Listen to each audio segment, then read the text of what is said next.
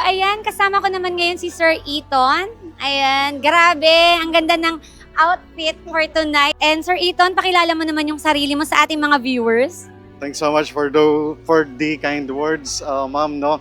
By the way, mabuhay. I'm Loreto Bonifacio Concepcion or just Eton Concepcion.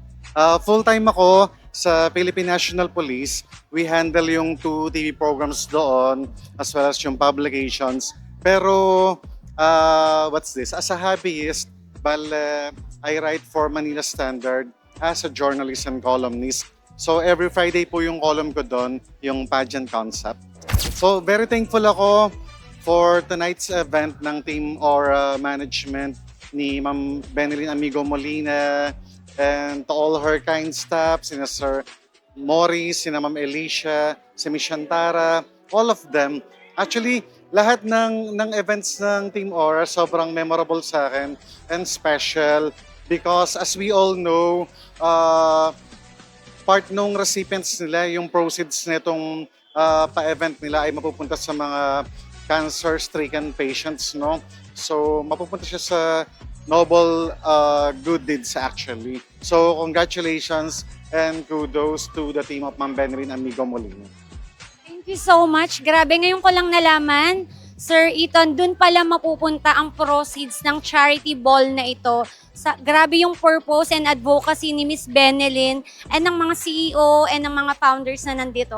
I think we're supposed to to do the ramp with the cancer-stricken children. But syempre, may batas yata sa Department of Labor na bawal yung mga bata paglagpas ng 10 p.m. So I think deliberately done na. And okay naman yun even without their presence ng mga bata dito, ng children, cancer patient children. Ano naman yun? The people will know na when it comes to Team Aura, yung beneficiary nila talaga yung mga cancer patient na mga bata.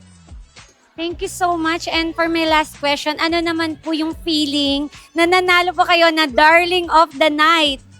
Actually, honestly, no expectations. Kanina nung nakita ko yung ibang nanalo like si Derek Romburlet, yung mga brother ko dyan sa loob, I was so happy for them kasi parang I've had enough na din nung best dress madalas, yung Darling of the Crowd.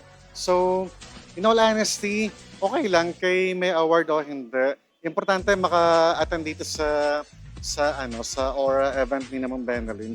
Happy na ako doon, guys. Sobrang thankful ako for those recognitions. Sabi nga ni Dr. Bing Carion, hindi kasi manggagaling sa sarili natin yung ikapupuri natin, di ba? Kasi parang self-centered yon. So, we need the ones or teams like yung team ni Ma'am Benelyn Molina para ma-recognize yung from other people, yung nagagawa natin, yung contribution natin sa society and community.